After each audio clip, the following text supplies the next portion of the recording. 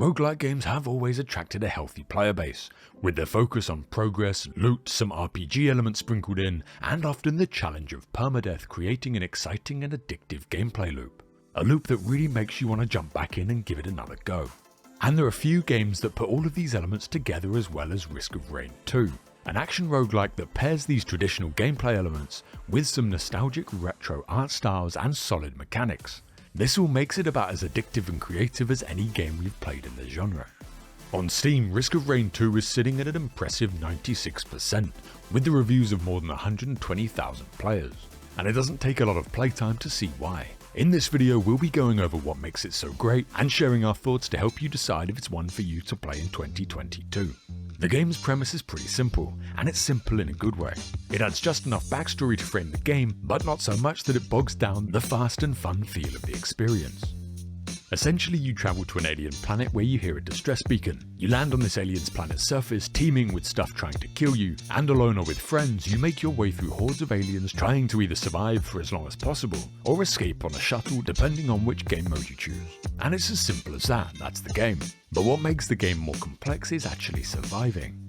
Core to the game is you gathering up items that will buff your character, and you'll need to build it into something that can carry you through the punishing latter stages of the game. And this is not really as easy as it sounds. Buffs vary from adding additional jumps, to catching enemies on fire when you kill them, healing when you do damage, or even firing a volley of missiles intermittently. There are dozens of these items that can be picked up to buff your character, and they can all be stacked. So for example, if you want to jump around the map and not really touch the ground, you can grab 5 feathers, add 5 additional jumps, and you're good to go. This mechanic is what makes the game so fun, and it can add some pretty crazy builds. And that's exactly what you need to get to the end. However, it can make some pretty underwhelming builds too if you're not careful. For us, it's an amazing mix of strategy and crazy fun. And it's a huge part of what makes the game so enjoyable and gives it that replayability. To add a further layer of depth, the characters you choose to play will benefit from some items more than others. So unless you dive into Google to try and find out what to do, this game is a bit of a big experiment and trial and error until you find something that clicks. It's also worth noting that in 2022 there was some DLC released, with a couple of new characters, a new game mode, new maps, and new enemies to kill. The roguelike genre is one to cherish, a genre of game that aims to take a particular set of mechanics and house it in a way that's replayable, using things like random generation and elements of choice to develop your survivor and ensure a unique experience every time. In this regard, Risk of Rain 2 exemplifies the successful implementations that make roguelikes so fun to play. Visually, the game is stylized with a sort of retro arcade-like aesthetic. There is an impressive variety of enemy models, and your survivor's look develops over time as each item you collect is visually represented on your character model, which is a pretty cool feature. The zones are really different to one another, each one capturing a feel unique to it. The UI is clean and presents information well, and the music is quite distinct to Risk of Rain, quite spacey and sci-fi sounding, and grows to epic proportions in certain situations.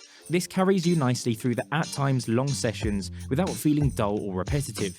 The Risk of Rain 2 is a solo or up to 4-player co-op third-person shooter with survivor-specific guns and abilities that in its core mode will have you running through randomly generated maps and working your way through randomly generated bosses and monsters, all in order to make it to the teleporter to the next stage. Beating the game will require you to get to stage 5, where you get to choose to teleport to the final boss map, defeat it and escape on the dropship. Otherwise you can continue on an endless rampage, or even try out some of the alternative modes, like Prismatic Trial, a time trial of sorts that changes every 3 days with a global leaderboard. Eclipse, for people who want that extra challenge, can play the game with greater hindrances where each successive run will stack a further hindrance onto the next one. This starts with minus 50% starting health, and then follows up with things like increased enemy speed and full damage increasing. Now, to ensure that the runs go as smoothly as possible, you'll be collecting items and equipment that buff your character in a certain way. There is a huge selection, some that may buff your defensive capabilities, trust me you'll need them, and your offensive options. The items come in a series of rarities and are generally obtained by killing enemies for gold and then spending that gold on different types of cosmic vending machines, some of which will grant you a random item and some can be selected. This aspect plays nicely into why fans of roguelikes enjoy them so much. You get the dopamine-infused hit of random improvements, then you get to play around those to try and turn it into an effective build of sorts. If you get a lot of attack speed, it might be useful to find the more on-hit effects. The gasoline that does AoE burn on enemy kill? well, stack them and go for bursts to trigger that effect as quickly as possible. Or maybe you want to be that unkillable tanky beast who can stand around as long as you want to get the job done.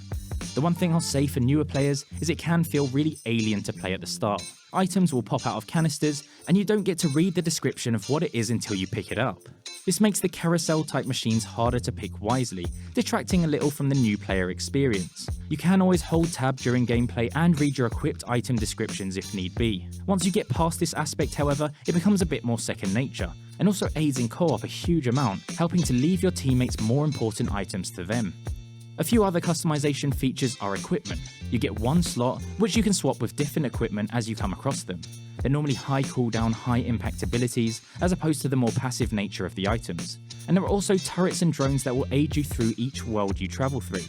The difficulty of the enemies are linked to how long the game has gone on for, so there's this sort of middle ground between getting through each stage quickly where the difficulty is easier, and travelling around stocking up on items to increase your defense and kill potential. In my opinion, figuring out the best way to do this or play efficiently in many other aspects of the game is part of the fun of roguelikes, so I'm refraining from mentioning any of it, but it's only a quick Google away if you're looking to play optimally. There are aspects to this game that you may call roguelite too, a quality that always requires care for fear of eventually breaking the game for the player. A roguelite to me is one that carries an element or elements of progression into future sessions, and in my opinion, Risk of Rain does this quite tastefully. Through a number of challenges you can unlock new characters whose weapons and abilities differ completely to the others, and items that then have the possibility of appearing in future rounds. The most recent update to the game comes in the form of the Survivors of the Void DLC. With it you get 2 new playable survivors, one of which plays more like an FPS sniper, a wave-based arena mode where you need to stay within the confines of this bot whilst clearing out enemies. We had so much fun on this that we thought it would actually replace the normal mode as the go-to for us. However, both are quite different and have their time and place. And with this and all the existing modes come new Void-like environments and enemies to take on, which also come alongside a set of Void items that are linked with some of the original ones, corrupting them if you have any at the cost of some really considerable firepower. If you're familiar with roguelikes, then a lot of the general principles of the genre still apply here when it comes to deciding if you may like it or not. Releasing like 2 to 3 years ago, yet feels like a retro classic that stood the test of time. The gameplay is fantastic, you can load into the game in moments and have a complete experience solo or with friends. And at the end, the slates are wiped clean, ready for your next fresh run. The roguelite elements offer the opportunity to go through some form of progression between runs, but not in a way that breaks the game. It more opens up new experiences and playstyles to have a go with. It's difficult not to recommend Risk of Rain 2. On the face of it, the game is a simple roguelike, but after jumping in and actually playing it, there's a huge amount of fun to be had, playing around with all of the different builds you can come up with by combining various items. And the newly added content provides you with even more scope in which to host your experiments. There's a new wave mode in the DLC which is fantastic, and both Nex and I preferred this to the original game mode. The new characters do seem interesting, but they seemed a bit underpowered for us. And the new enemies provide some variation to an already broad range of stuff trying to take your head off. Looking at the graphics artistically, it might be a bit hit and miss for some people. We personally love the retro style of the game. It's not so inspired by the past to make it feel dated, but just enough to give it that cool modern retro feel. The sound design and music complements the game's aesthetic, and mechanically we can't really fault it. Movement is smooth and responsive, skills feel great and seem pretty well balanced. And the loot system adds a massive amount of customization to the game.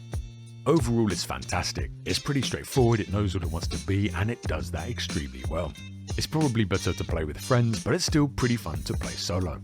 And for us, it's definitely one to pick up in 2022. Let us know in the comments below what you thought of the game, and we'll see you in the next one.